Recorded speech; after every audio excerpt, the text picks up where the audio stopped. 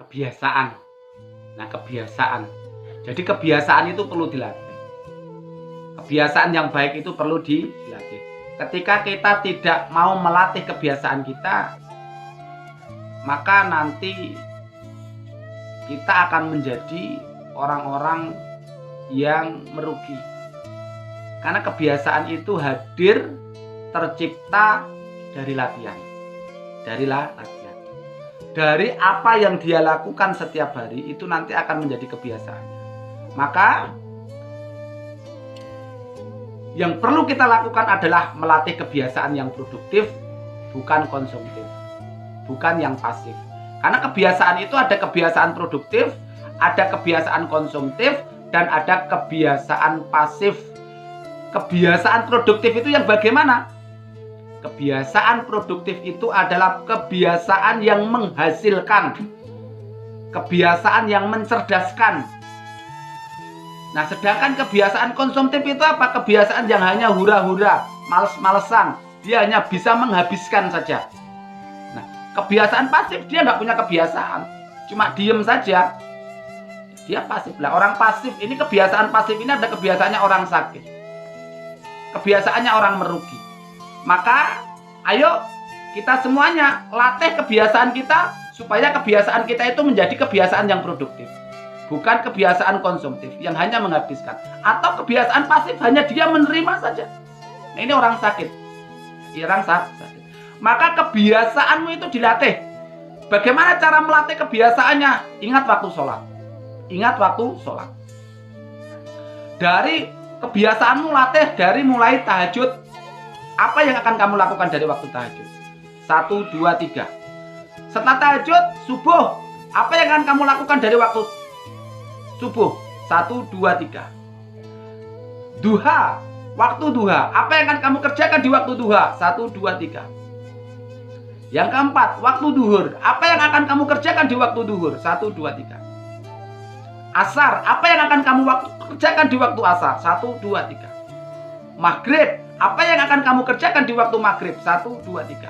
Isya. Apa yang akan kamu kerjakan di waktu isya? 1, 2, 3. Inilah 7 waktu kebiasaan. 7 habitual learning seorang muslim. Kebiasaan seorang muslim. Di dalam surat Al-Mu'minun, Allah sudah menerangkan kebiasaan seorang mukmin.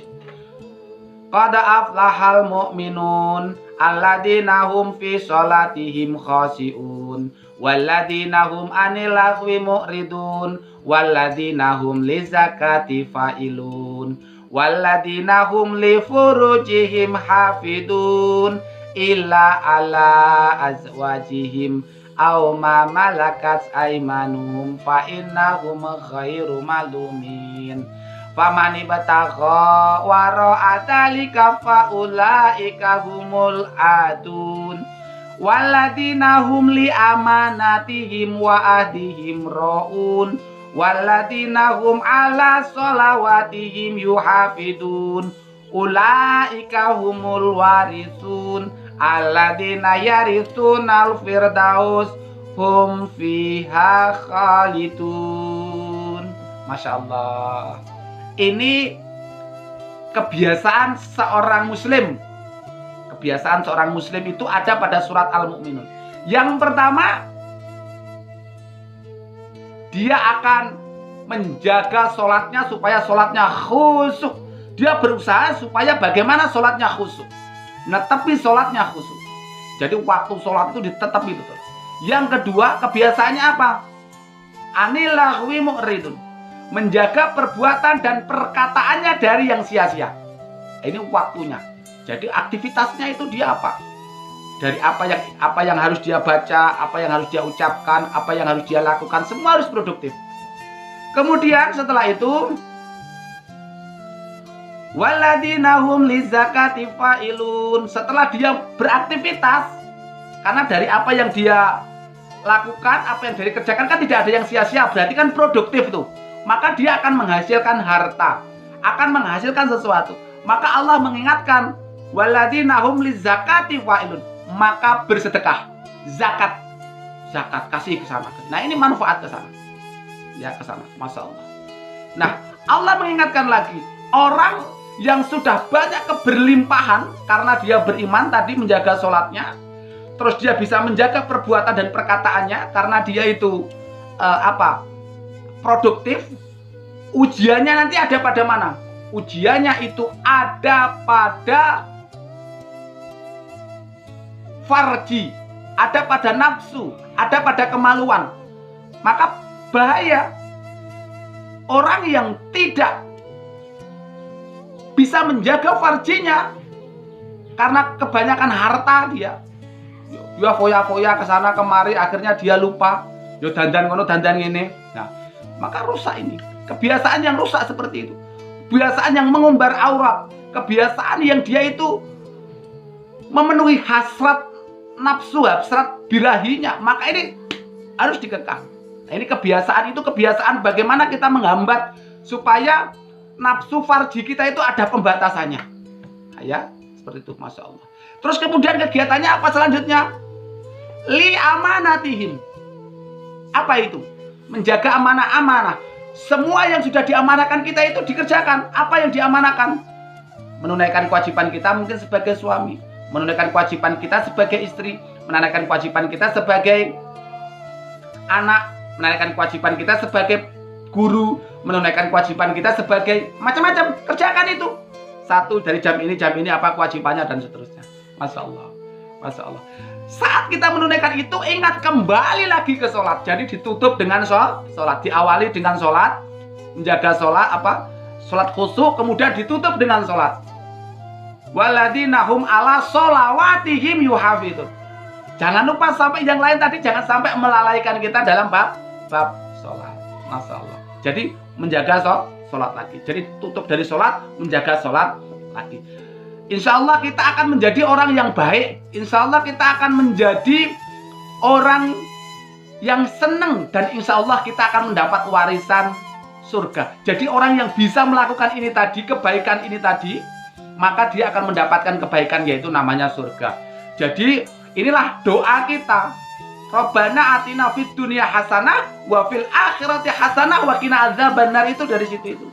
Jadi Abi sampaikan bahwa hidup itu ada pada surat Al-Mu'minun ini. Itu nanti ayatnya selanjutnya masih banyak sekali ya. Kita bahas pada selanjutnya nanti. Jadi intinya akhlak Rasulullah Shallallahu Alaihi Wasallam itu kan intinya di bumi diturunkan itu sebagai nabi itu menyempurnakan akhlak, memperbaiki akhlak kan begitu. Akhlak-akhlak yang dulu-dulu diperbaiki. Nah, ini akhlaknya ini ada pada surat Al-Mu'minun ini. Insya Allah kalau sudah pada bisa menjalankan ini kunci akhlak. Kunci akhlak ada pada surat Al-Mu'minun ini. Akhlaknya orang beriman. Ya kan tadi akhlaknya orang beriman, qad aflahal mu'minun. Ya tak? Itu kan akhlaknya orang beriman, itu kan akhlaknya orang akhlaknya orang Islam itu kan beriman. Nah, ketika dia beriman konsekuensinya apa? Ya sholat. Aktivitasnya konsekuensinya itu ya sholat. Ya menjaga perbuatan dan perkataan harus sesuai dengan apa yang diperintahkan dan menjauhi semua yang dilarangnya. Harus produktif tadi. Menjaga farji, zakat dan seterusnya. Masya Allah. Ini akhlak. Akhlak kepada manusia juga akhlak kepada Allah Subhanahu wa ta'ala. Nah, Bapak Ibu sahabatku semuanya, jadi intinya akhlak ada pada apa? Surat Al-Mu'minun. Nah, silakan diamalkan ini. Insya Allah kalau orang sudah bisa mengamalkan Al-Mu'minun ini, akhlaknya bagus kok insya Allah. Maka habit to learning itu, pembiasaan itu ada pada surat Al-Mu'minun. Itu akhlaknya ada pada surat Al-Mu'minun. Kemudian yang selanjutnya apa? Inti kehidupannya itu ada pada apa? Inti hidup manusia itu ada pada apa? Jadi inti hidup manusia itu ada pada surat Al-Asr. Surat Al-Asr. Wal asr innal insana lafi khusr illa alladziina amanu wa amilus sholihati wa tawassaw bil haqq wa tawassaw bis sabr. Ini inti kehidupan. Jadi akhlaknya tadi dia sudah dapat, kemudian dia melaksanakan hidupnya. melaksanakan hidupnya kalau sudah dia menjadi al-mu'minun, berpribadi al-mu'minun, kemudian dia mengerjakan surat Al-Asr tadi, inti hidupnya. Apa yang pertama? Satu, memperhitungkan masalah bab waktu. Betul-betul bisa mengatur tentang waktu. Karena kalau dia nggak pintar ngatur waktu, dia akan menjadi orang yang merugi. Nah, supaya tidak merugi apa? Hidupnya tadi harus bagaimana? Iman tadi. Dia harus beriman. Fokus. Setiap aktivitasnya itu lillah karena Allah. Setiap aktivitasnya itu mencari ridhonya Allah. Kemudian yang selanjutnya, dia harus melaksanakan banyak kebaikan. Jadi waktunya itu diisi dengan kebaikan. Waktunya itu diisi dengan kebaikan, dengan amal soleh. Itu inti kehidupan itu kan berbuat baik. Berbuat baik. Berbuat baik kepada diri kita, berbuat baik kepada keluarga, berbuat baik kepada orang tua, berbuat baik kepada semua yang ada di dunia. Maka disebut kita sebagai pengelola bumi. Paham nggih? Masya Allah. Yang selanjutnya, intinya adalah kita berbuat amal kebaikan, amal soleh tadi. Terus yang selanjutnya adalah watawassaw bil haq. Kita harus selalu dan saling mengingatkan dalam kebaikan. Ada temennya yang berbuat salah, diingetin. Ini dakwahnya di sana. Karena manusia itu lemah, tempat salah, khilaf banyak sekali. Maka semua orang harus mendakwahkan diri untuk mau mengingatkan, mau menasehati. Kalau nggak mau menasehati gimana? Nggak bisa toh. Iya toh? Maka harus mau menasehati. Dan yang perlu diingat lagi, ketika kita memberikan nasihat, kita memberikan peringatan kepada teman kita, ya, watawassaw bil haq, watawassaw bisyabr. Sabar. Bahwa ketika kita memberikan nasihat, ketika kita memberikan peringatan, kita hanya sekedar menyampaikan, berusaha semampu kita. Yang memberikan perubahan itu Allah.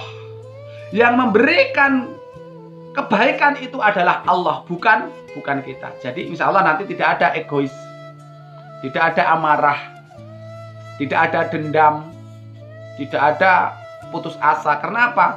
Ya tugasku adalah menyampaikan, melaksanakan sesuatu.